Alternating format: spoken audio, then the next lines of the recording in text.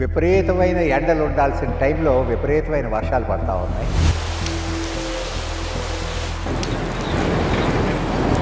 దీనివల్ల మిర్చి పంట మొత్తం దెబ్బతినిపోయింది.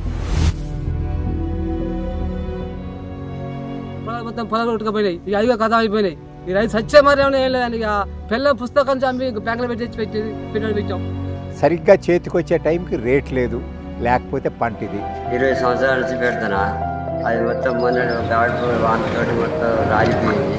రైతుల కంటే మంచి శాస్త్రవేత్త ఎవరూ లేరు. అంటే రైతు అతని వయసును బట్టి 50 ఏళ్ళు 60 ఏళ్ళు 30 ఏళ్ళుగానో భూమిని నమ్ముకొని భూమి మీద వ్యవసాయం చేస్తున్న అతను.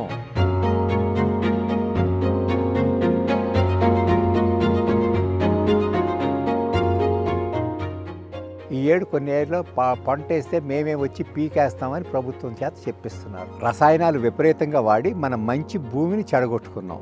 అంటే వాళ్ళకు ఉండే కష్టాలు చాలా ఎక్కువ ఉన్నాయి. రైతు సోదరులారా, అది గుర్తుపెట్టుకోండి.